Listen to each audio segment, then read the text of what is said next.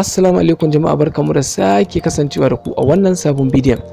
A yau cikin wannan bidiyon zai muku bayani yadda ake fitar da katin naira 600 wato a Boomplay.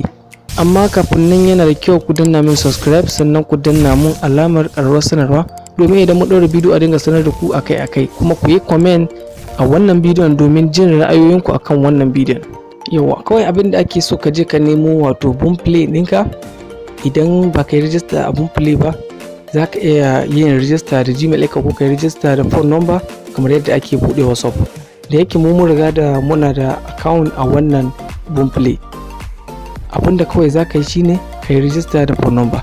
Yawa kai tsaye idan Boomplay ka ta buɗe ma kamar yadda kuke gani, za ka ga wuri na inda aka sa sighting, sai ka danna nan za ka jira ta gama loading.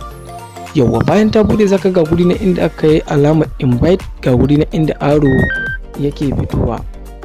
Yawa kada ku manta, idan kai inviting din mutum biyu za su baka naira 300, duk mutum ɗaya za su baka wato 150. mu da yake mun riga da mun yi invite mun fitar ne har su biyu, za ka ga suna ba mu abin da wato suka ga dama. Amma idan kai sabon rijista ne za su baka 150, duk mutum da ka gayyata za su baka 150. kaga kuɗin ka nan take mutum biyu za su kama 600 sai ka fitar. Yanzu za ku ga guri nan, za ku ga mun inviting na mutum 6. Yawa nan kuma gashi nan za ku ga mun fitar su biyu. Yanzu kuma abin da ya rage shine mu kuma fitar da wannan katin. Yanzu kai tsaye abin da za ka yi shine idan za ka fitar, za ka ga guri na inda aka sa top of noun, sai ka danna shi. Yawa bayan ka yi klike shine idan na mobile gare ka ko MTN ko Airtel, za ka yi selecting nashi. Yanzu kai tsaye abin da za mu yi shine mu saka number wayan mu wadda za mu wato tura wannan katin kamar da kuke gani. Yawa bayan ka saka sai ka danna confirmation, ga guri nan. Yawa bayan ka saka sai ka danna again confirmation. Bayan ka yi confirmation again, za su wato tura ma wannan katin nan take. Yanzu abinda kuke gani, katin ya riga da ma ya shigo wayar mu. Yawa ita wannan hanyar ma da kuke gani, za ka iya ka yi fake referral, amma abinda ya fi kawai ka dai ma yi invite yanka. Ba sai na gaya muku wannan hanyar yadda ake fake referral ɗinta ba. Kawai abinda za ka yi shine ma ka yi inviting.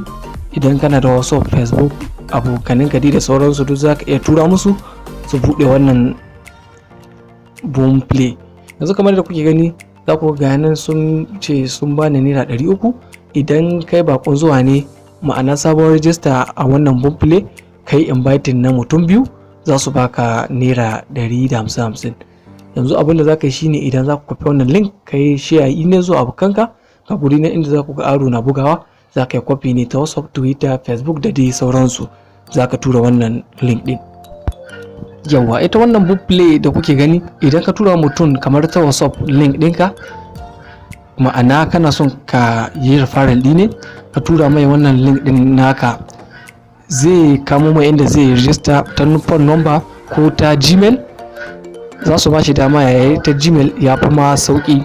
Idan kuma ta number zai yi kamar yadda ake buɗe WhatsApp, zai yi, za su buƙaci ya sa phone number, ya saka password ɗin da yake so, ba sai sun turo mai ma OTP ba.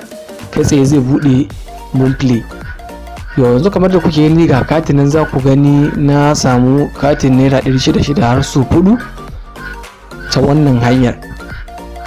Kada ku manta ku danna mun subscribe sannan ku danna mun alamar ƙararrawar sanarwa domin idan mun ɗaura bidiyo a dinga sanar da ku akai-akai.